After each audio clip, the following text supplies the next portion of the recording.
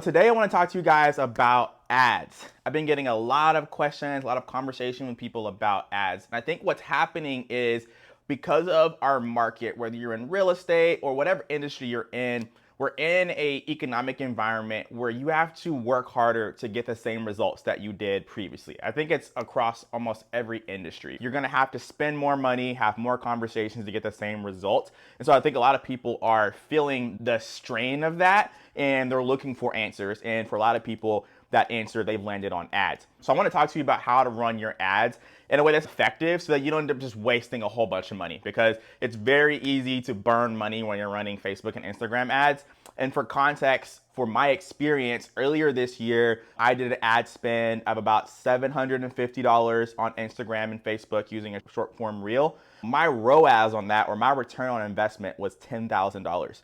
So we're talking about doing the math there. That's 10,000 divided by 750. It's going to put you at about 13 to 1. So for every $1 I spent, I got 13 in return. Okay, so that's the context for where I'm coming from. I have a very unique way that I run my ads that doesn't work for everyone, but it's been really effective for me, and I've been teaching it to some of my clients. And so I want to give you guys a snapshot into some of the strategy behind that so that you don't waste a lot of money.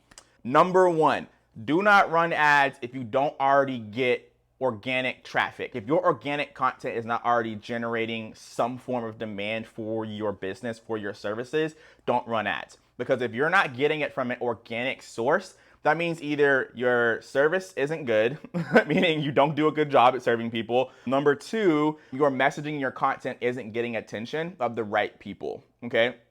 So if your content sucks and then you just put money behind it, you're pretty much putting lipstick on a pig, throwing it out on the internet and throwing a bunch of money at it. So that's what's going to happen to your ads if you don't already have a good framework for how you generate content and the effectiveness of your content.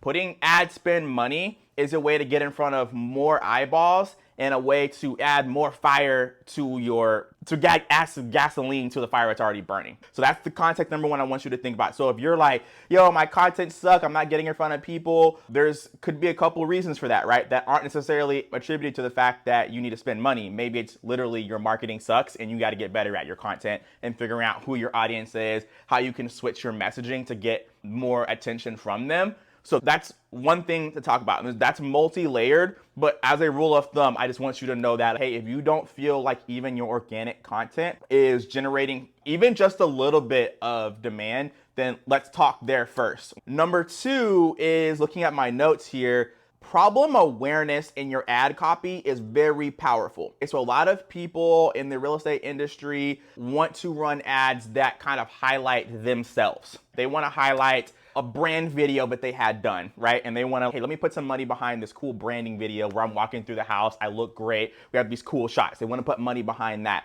They want to put money behind cool shots of a house, just the house itself. Even we have the educational content that sometimes people put money behind.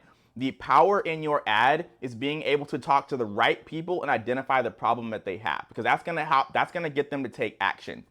It's human nature to make a decision, a purchase decision, based on pain.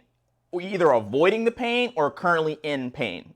So if you just flash cool stuff in front of people, you will get conversions. That works pretty good for e-commerce. But when we're talking about service-based businesses, you need to be able to have a problem awareness aspect of your copy so that the person can feel some emotion and feel some urgency to take action, to click on your ad and take whatever action that you have next, okay? So if you are not either addressing a problem that exists currently, bringing awareness to a problem that could be happening, or an opportunity and the pain that they will have if they miss out on the opportunity, if your ad doesn't include that, then your ad won't be as effective as it could be.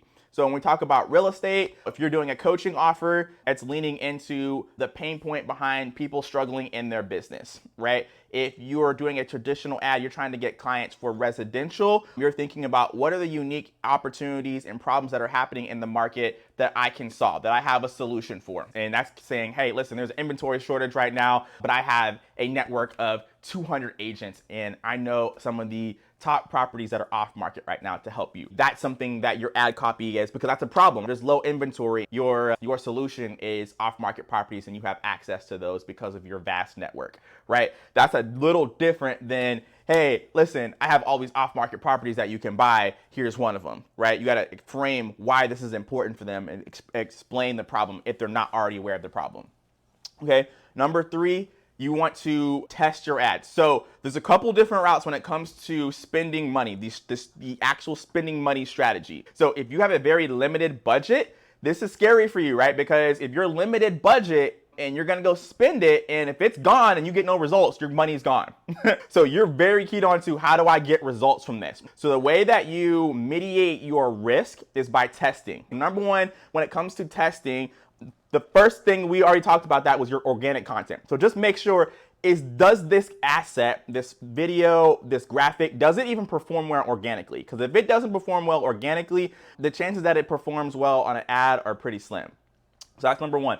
Number 2, when it comes to picking the actual ad campaign. So if you're running your ads via Facebook Ads Manager, I would recommend you pick a traffic campaign. A traffic campaign is going to it's basically a campaign that's going to help you get more eyeballs to your ad asset. Now, the other thing a lot of people want to do is the conversion ad. Now, the conversion ad basically is you have a landing page, there's a form, and you want someone to fill out that form so you can get their contact information.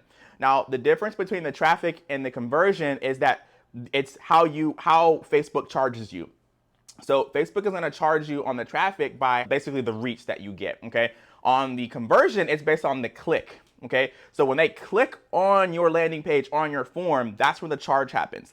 Now, what's really important for this is if you're new to running ads or you don't have a great ad system, they can click on your ad all day, okay? But if they don't actually fill it out, you don't get what you did the ad for, okay? So if they go into your ad, they click on it, they fill out half the information, and then they end up leaving, or something happens in their system, the system doesn't work or whatever, you're still getting charged for it. So when I'd say at the beginning, while you're figuring out which one of your ads is better, what's your system, who your audience is, I would say run a traffic ad just to get the eyeballs and get the feedback from them.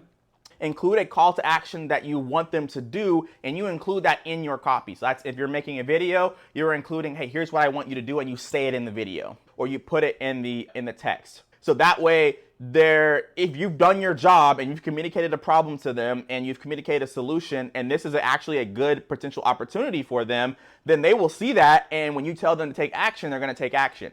Now, if they're not willing to take action off of that, then either they're not the right person or you didn't do a good enough job communicating the value of what you do to them. So those are the 2 things that I think are really important for you to understand. Now, when it comes to my specific ad strategy, how I run my ads and what's gotten me the ROAS that I got specifically, and that's pretty successful. For me to spend $700 and get 10,000, I will do that all day. Okay. The way that I got that was I used a DM strategy. So I believe in the value of human impact and having really human interactions. Sometimes when you have the virtual landing pages or the forms, sometimes you got to really be on point with your copy and the format of the page. If you're spending a whole bunch of time on your sales funnel or your landing page, and you don't have a professional team helping you and you're just trying it out on your own, the chances, if you're not an expert at that, the chances of you having a very optimized landing page that's going to lead someone to conversion might be pretty slim. So when I was running my ads, I was like, I don't want to stress over my click funnel and whether I have the right words in the right spot, the videos optimized enough. I was like, hey, I would rather lean on my ability to communicate and leave into my own humanness to make my conversions. So that's why I did a DM strategy. But that can be a little more time consuming, right? So for someone if you're already maxed out on time, the DM strategy may not be the best thing for you unless you have an assistant or a sales agent or someone else that can help you with those DMs. There's also a strategy to having those conversations and making sure those conversations still convert. But that's a great way, in my opinion, to get very strategic feedback from your ads so you can find out, am I attracting the right people and are they getting to the point, like really understand the value? And you only get that from talking with them. And you can't necessarily get that from a landing page because you're not going to get feedback from them.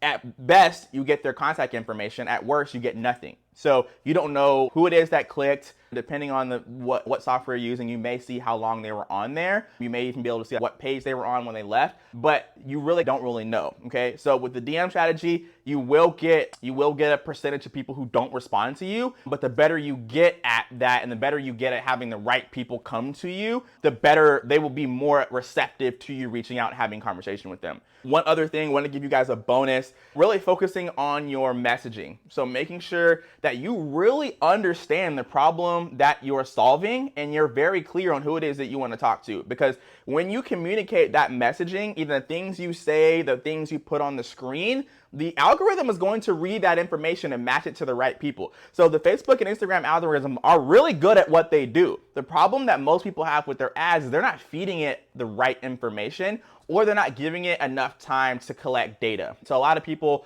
they run their ad for 5 days, they don't see results, and they turn it off. So you need time to be able, the algorithm has to have time to figure out what's going on with your ad, how people are responding to it, and how to get it in front of the right people. Okay, so that's why it's really important for your messaging to be on point, for you to really know, hey, who am I talking to? What am I trying to communicate to them? And the nuances of that. What are the keywords that will catch their attention? What are the problems they're trying to solve for? Because those are the things that will allow the algorithm to assign your ad to the right data points to get you to the right people. Hopefully that's valuable to you, and have a great day.